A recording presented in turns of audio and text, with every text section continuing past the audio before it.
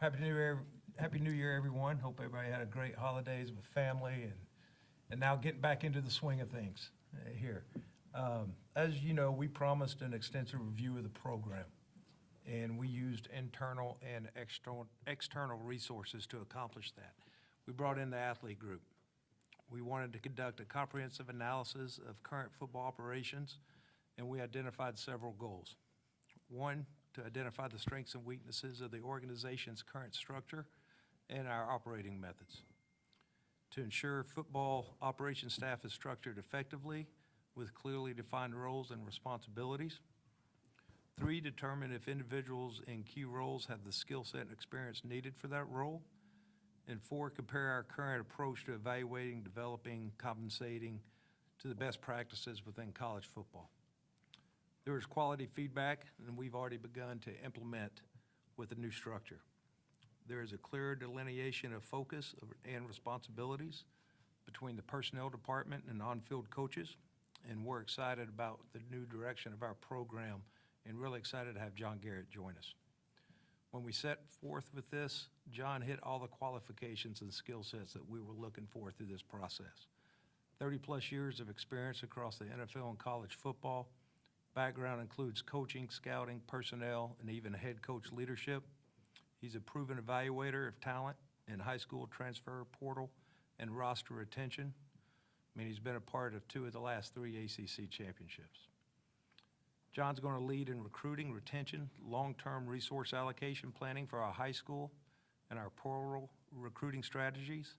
Coach will continue to set the direction of this program and have final determinations in all aspects. I'm looking forward to the collaboration and communication I've already seen. Of course, they've worked together before, but just a great partnership these 2 have. So we'll open it up for questions, I believe, Derek. Yes, sir. First one will be Ira, we're on the right. I guess we can start with John, if that's okay. First of all, welcome back to Tallahassee. Can you talk to us about this process and what attracted you to the job and why you thought Florida State needed to go in this direction? Well, first of all, I just want to thank Michael Alford, President McCullough, Peter Collins, and Coach Norvell just for this wonderful opportunity. I had a wonderful experience at Florida State the 2 years I was here. And the success that we had and the people that I was able to work with were really the attraction to come back. And also just what Florida State is, what Florida State football is, and what it represents and the history it has. So to be part of that was very appealing, and they just reassured me when we went through the process. So it's a wonderful opportunity for me. And the process and the way it happened was we just communicated, went through a typical interview process, and I was able to get in my mind just a real satisfaction that this was a great opportunity. So I'm thrilled to be back.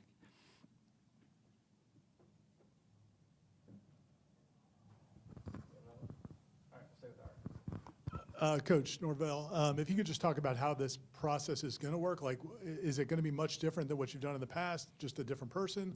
No, If you could yeah, take us through that. No, it's something that, as we went through the, the scope of where things were within the program, there's been, a lot of, collaboration between, Michael, myself. There's things that we've talked about, in the past, even before this, has all come about. And, it just, as we got, more feedback, obviously, with the consultant coming in, being able to take a big picture, a scope, and then, even just the internal discussion, I thought this was an absolute necessity for us to take our personnel department, obviously the focus of what we're doing, making sure that, in today's age of college football, when you have high school recruiting, when you have, the transfer portal, and, just the awareness and, you know, the evaluation of the growth of what each room, what side of the ball, making sure that, you know, the guys that we're bringing in, you know, that it's an aligned vision. And, you know, John has been, you know, remarkable. You know, he was great when he was here. You know, just a wonderful person. You know, as Michael touched on, you know, all the skills, the talent, the experience that he has. I think he's going to be a tremendous leader in that regards. And, you know, we needed to reassess and to the willingness to implement, you know, some of these changes that are going to allow us to take our program to another level. And, you know, it was you know, mutually agreed upon, you know, from all the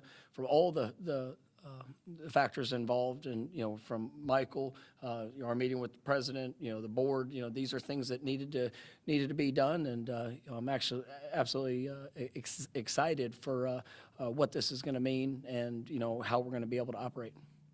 Next will be Brendan over here on the left.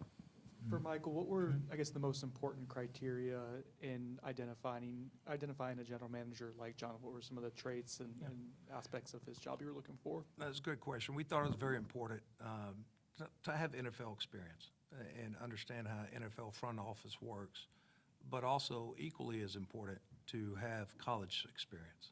They're two different organizations. You draft, you recruit. John understands that coach and him and the personnel department have to build relationships with players. They have to build relationships with families. They have to go through a recruiting process, while also modernizing the department on the back end. I thought that was two qualifications John had that really set him apart. We'll go to Liam on the second row. This can be for either John or Coach Norvell. Just with the transfer portal opening up, how has this been so far? You talk about the collaboration and some of the decision making. What has been the early experience? I know it's only been a couple of days, but how has that been so far? It's felt Go like ahead, Coach. it's felt like a couple of years there. No, you know, and I'll say this, you know, with John Taylor, I mean, they've come in, I think, whatever it's been, 6 days, 7 days, you know, just you know, even just getting, you know, on the ground through the interview process, and you know, being able to you know, get an understanding of, you know, kind of where we are, the needs that we have moving forward, and then just the ever evolving you know, world of college football right now. And but there's been a lot of work, a lot of communication, you know, and then it's been fun to see, you know, all of it come together, and, you know, being able to assess, you know, needs, and then be able to, you know, find guys that can provide solutions at those needs that are going to be complementary to this team. And you definitely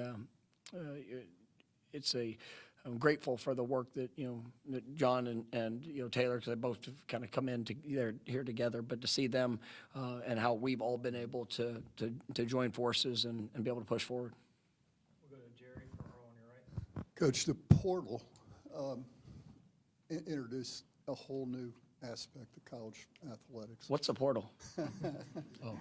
You got recruiting, you got the portal, agents for all these players, and the process of that, of contract negotiation. Seems like it's almost an impossible task for a head coach to manage without a front office. Can you talk a little bit about the complexity of all those different factors and people? Yeah, I mean, there's, you know, the state of college football is in a very unique place, something that's, you know, never been seen before. And you can look at, you know, professional leagues. I mean, there's nothing that comes close to where we find ourselves. And you know, I think it takes a team. It takes a team of tremendous leaders. You know, of you know, wonderful collaboration. You know, clearly defined you know, roles, and how, you know, everybody can work together, because just the management of personnel. I mean, it's 365 days a year, and, you know, you have, you know, there's such a broad scope to where things are right now. And I know there's, you know, people like to talk about, you know, it being, you know, somewhat similar, you know, across, but it's not. I mean, there's, you know, it is a, you know, right now it's, you know, the state of college football is unique, because there's people that operate a lot of different ways. And, you know, we're gonna find the best way for Florida State to be able to push forward, and we have the right people in place, we have the right commitment in place. And so, that's something that we have to be, efficient, effective, and then make sure that, that we're doing the things necessary to attract and to retain the right people. And, I've got a lot of confidence in, John and his staff of what we'll be able to do together. And, but it's all hands on deck, and from administration to coaches to personnel, and making sure we do a great job of getting the right guys. Maybe for all three of you too, if possible, with roster stability being what it is these days in a lot of college athletics, how can multi-year contracts be beneficial toward the development of a young man and just keeping him on campus and on a track that you guys want to keep for development? Yeah, well, that certainly has been a big change to have that part of the recruitment process. And certainly, when you have a longer-term deal, there is a better chance to retain the player, obviously. And then there's terms in there that can prevent him from going, and then others not as severe. So it's certainly a way to predict roster management in the future after each season, or really after each semester, when you get to the portal. So it's that is one tool to be able to retain, but it's certainly been a joy to be here, just being part of the construction of the roster. And nowadays you have to do it so much more frequently than you had to do in the past. I've had to get up to speed. This is day 6, and we hit the ground running. And I tell you what's been a joy is just the collaboration from Coach Norvell, the coordinators, the staff, to go through every position, how we are with our current players at each position, and then also who we're pursuing in the transfer portal at each position, and to talk through that and to manage and target the right players that we want to pursue has really been a great process, and everyone's enthused, and we really have a good team to put this roster together for 2026. Yeah, I guess this question is for you, John. In the NFL where you've worked, the GM usually has final say. Not all the time, but usually has final say on personnel matters. Is that the case here? Who does have final say, or is it more of a collaborative effort with everybody in the program, or especially you two? Well, it's Coach Norvell. Coach Norvell has HC next to his name. All right, so we're all here to make sure we make the best decisions for Florida State University football under his guidance. All right, so it's our job to make sure he has all the information to make the proper decision for that. And so he does a wonderful job of allowing everyone to have input. And I've seen that again in these 6 days, just like I saw it in the past. So Coach does a wonderful job just allowing everybody to contribute, asking questions, and we're here to gather the information so we can make an educated decision. And the collaboration is always key, because everybody has different perspectives, and that allows you to piece it all together, all right, so you can make a really good decision. And and I'll jump in on that. The biggest thing for me, and what even attracted as Michael and I talked through the process of what it looks like, some of the recommendations, some of the things that we got from just some outside and also some inside points of view. I think the checks and balances. I think that's something that's critical in today's age. You got coaches, you got coordinators, you got head coach, you got personnel, making sure that the checks and balances are in place, that we're making the best decision for Florida State. With John, and for all scopes of his title, his job, the responsibilities, and it was what I charged him with. I know Michael and everything is, making sure that the guys we bring in to Florida State, that they fit Florida State. that expectation of a championship caliber individual. Now, everybody's got to develop. Everybody's going to be at different places in their journey. I mean, and there's a lot of factors now more than ever before. You know, in years past, it's okay, who has talent to play here? And then you go and recruit them. Well, now you're placing value on what the individual is. Does this guy have talent to play at Florida State? All right, well, what are you willing to, what's the value of that individual? And, you know, in today's age, there's a lot of different ways that people are putting, you know, outside values or, you know, on individuals. And so we've got to find what is right for Florida State. But John, and this is what, and I told him, like, we're not going to bring a player in, right, that we don't agree upon. And that doesn't mean we're always going to have the same perspective on the individual, but we got to be able to have that person. I mean, if something I like or dislike about an individual, now we get to, well, is what makes him right for us? And, you know, everybody, like I said, all these players, they're all going to be at different points in their journey. But, you know, I think that's going to be what's going to allow us to take another step as we, you know, obviously enhance our personnel department, but also, you know, making sure that we have those clearly defined, you know, expectations. I just want to follow up on that with you. This is such a weird thing, how this all works. You had guys go in the portal, come out of the portal.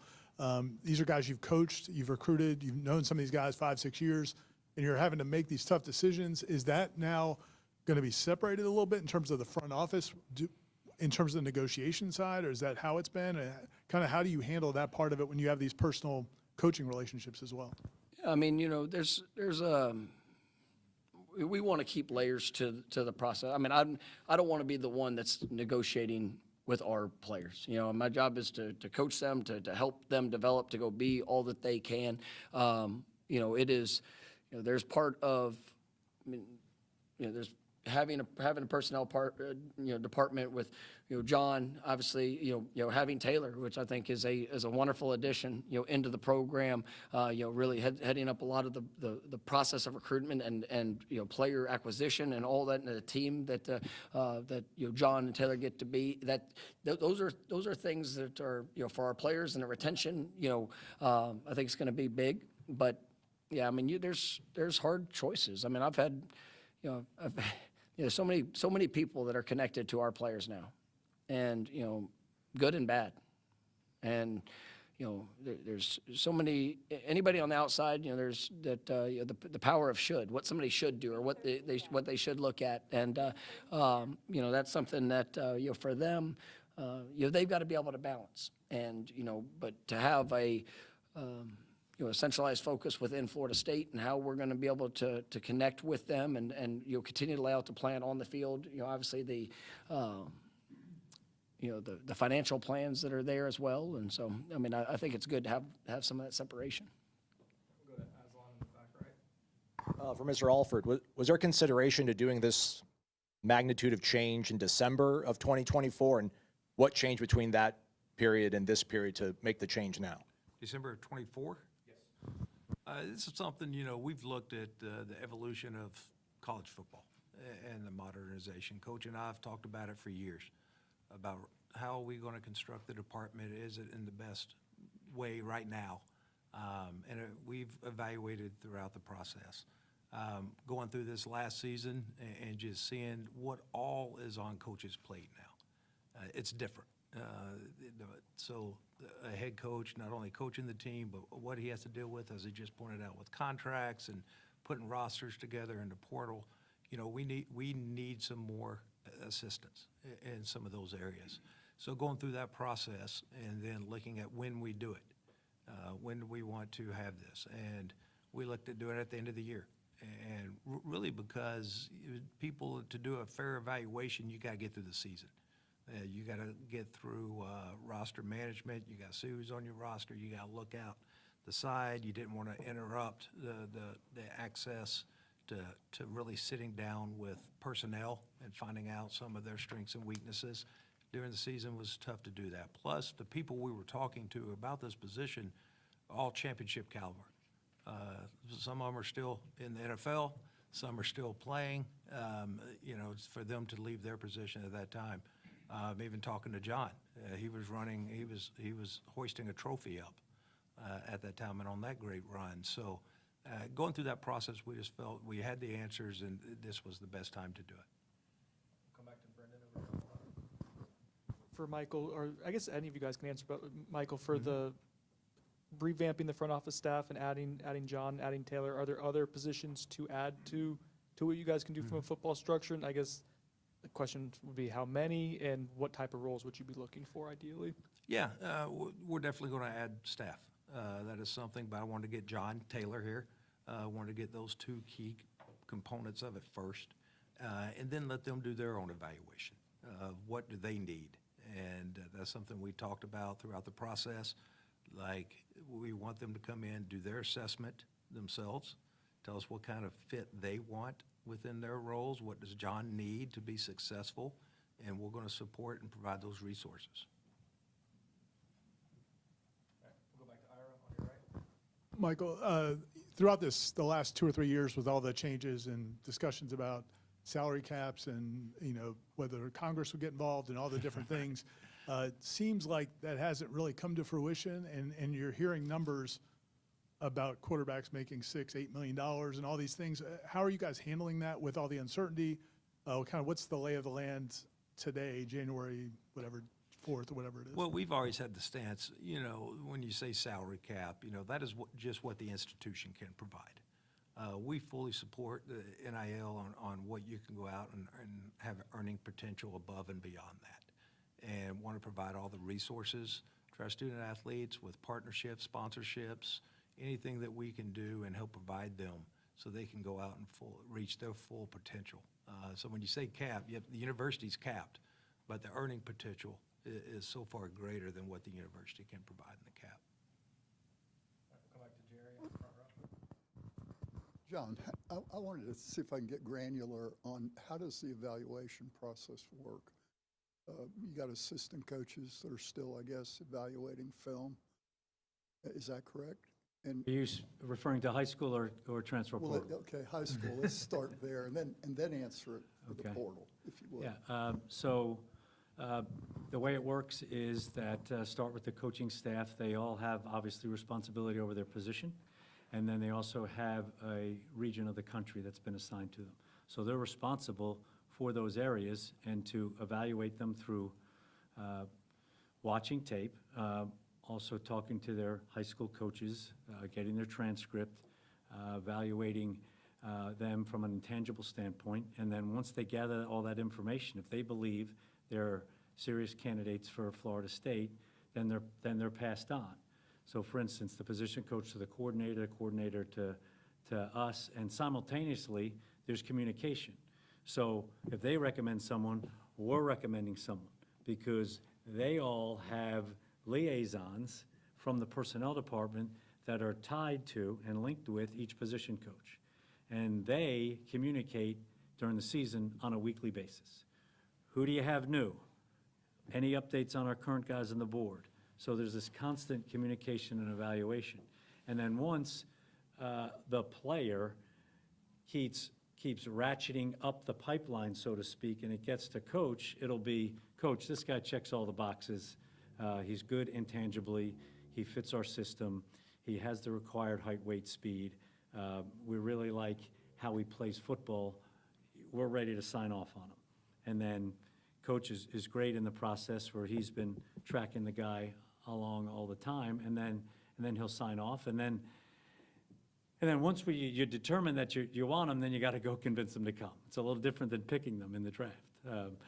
So that would be just a general overall approach that you all can picture as we go through the recruiting process on a particular player. Same thing with the portal, but it happens a little quicker, because once they go in, then it's a little bit of a mad dash to see when you can get him here, because now you have to condense all that evaluation in a very short time, because you only have 2 weeks, and everyone's vying for his rights to come to their campus so they can get to know him and sign off on their evaluation of him. So it's just a little bit faster. But you got to remember, throughout the whole year, this day and age, everyone's in the portal, whether they're in or not. So we will assign our staff to certain schools, certain leagues, conferences, and they'll be evaluating every player on the team, just in case they do go in the portal. So, because you got to get ahead of it. Like I said, it's really fast. And once they go in, you already have an evaluation and an anticipated entry into the portal, then you can say, well, this is one of the guys we have targeted. Let's begin communication. So it's such a fun process, and I love being part of it to construct the team. Mr. Alford, have you defined what success for this setup will be for this season? And is this season enough of data, this coming season, 2026? Will that be enough to tell you that this can and will be successful?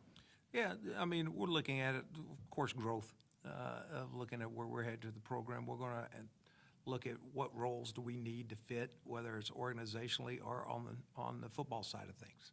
You know, successful on the organization and the business side is we construct a staff that's built for the future, that's built to have a sustainable program. And pretty much the same on the acquisition of talent on the football side. You know, what decisions are being made? Are they building a program that's sustainable for success? Are you bringing the right people here, the right character, but also have the right skill sets to perform at a high level like we demand? So you're going to look at evaluation, constant evaluation of what decisions are being made on the business side and what decisions are being made on the player acquisition side. For John, when evaluating quarterbacks, obviously you had a pretty good one during your time here and went out and got transfers at your previous stops as well. What are skills, attributes that you look for in that position? Well, quarterback is obviously the most important position in all of sports. And it's also the one that probably, if you looked at it, is the one that's misevaluated most of the time. And it's typically because people put far too much emphasis on the physical skills. Certainly they have to have the requirements, all right, but it's more about the decision-making, the leadership, the just taking care of the ball, managing the game, and all those. There are far more intangible characteristics that are important that lead to the success of good quarterback play than just whether he can throw it through that wall right there. There's a lot of guys that can throw it 80 yards that didn't make it at their school or in the NFL because they didn't have the leadership, the mental toughness, the ability to make proper decisions, the ability to process and go through a read, to put the ball where it should be over the course of a play. And that's the fun part of it, getting to know the player and is he a good fit, does he have leadership skills, decision-making, and that's part of the process. And you find that out by watching a lot of game tape, and you find that out about researching and talking to the guys that have coached him and then fit into the offense.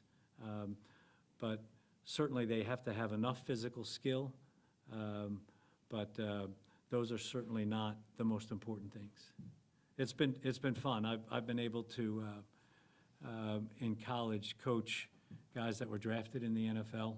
Sean Mannion at Oregon State, I was able to coach him the last year. He became the all-time Pac-12 passing leader. Coach Riley did a great job before I got there. And then Kyle Oletta at University of Virginia. He was a middle-round pick of the New York Football Giants and been around some really good quarterbacks in the NFL and really could see their strengths and weaknesses and why they succeeded and failed. And obviously, Darian Mensah was part of that process of bringing him to Duke, and he's certainly done well. And one thing that a lot of them have in common from a physical standpoint is they're all accurate throwers of the ball. That's really an important important aspect of the physical part of it.